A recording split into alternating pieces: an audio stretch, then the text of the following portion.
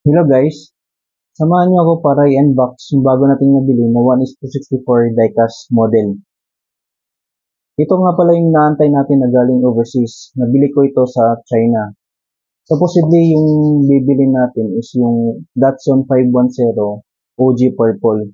But then napakabait ng seller na to dahil siya pa mismo ang nag-recommend na ito na daw yung bibilin ko dahil yung price market value nito is pataas ng pataas. At nung nakita ko yung price difference naman ng OG Purple at itong Skyline GTR R34 is 200 lang yung price difference. So, ito na yung binili natin.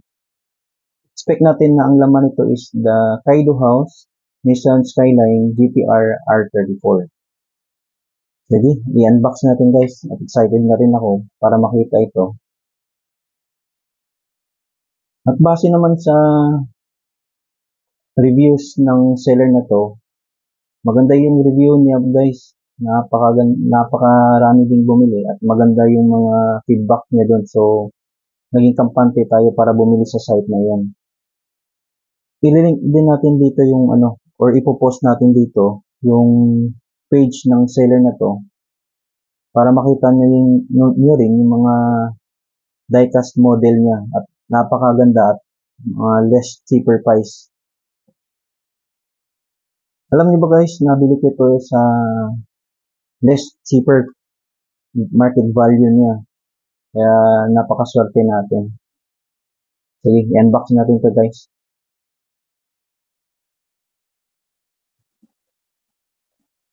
Sensya na, wala pala akong side cutter. Kaya natin i-open gamit tong gunting.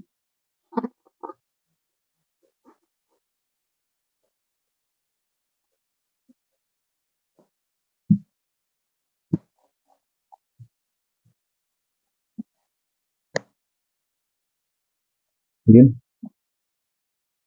Tingnan niyo yung pagkabalot guys. Sulit na sulit. Ayun. Ito na nga guys. Legit nga guys. Napakaswerte natin. Skyline. Nissan Skyline GTR R34. Yung white color po ito. Maganda ba yung pagkabalot guys ng package.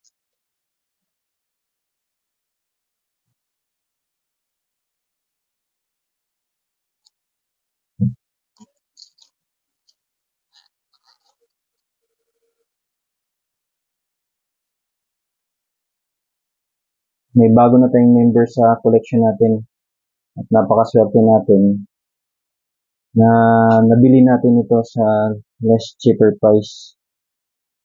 Kasi tiningnan ko yung page niya ngayon, medyo tumaas yung niya guys, yung price niya compare sa nabili ko. But then, compared naman sa ibang seller, mas cheaper pa rin yung mga die-cast niya compare sa iba. 49.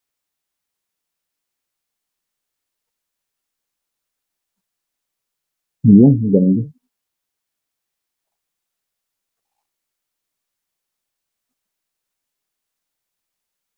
Angas. Ito na nga guys, The Kaido House Nissan Skyline GTR R34. Tingnan yung detailed na mga printed words guys, napakaganda. Ang ganda talaga ng gawa ni Kaido House. Yung rings niya, combination ng silver.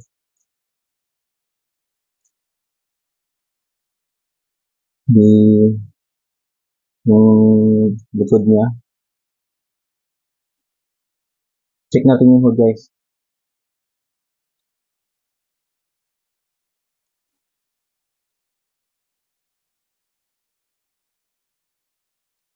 Hirap buksan pa lang ito.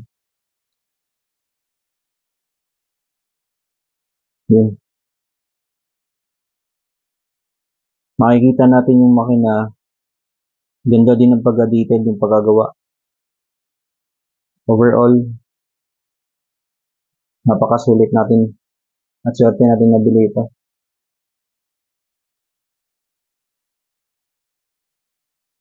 Dito, ito yung page guys, oh. Ito yung legit seller na to. Napakabait at napaka-accommodating ng seller na to. She's from China. Alam ko, parang babae ito kasi babae yung picture niya dati. Tsaka, change na, nagbago na lang din siya ng front page niya, photos. Napaka-accommodating niya para sa mga buyers. So, grab nyo na din yung chance na bumili sa legit seller na to. Mayroon na tayong Kaido House Skyline, Nissan Skyline GTR R34. Okay, flex na natin to guys.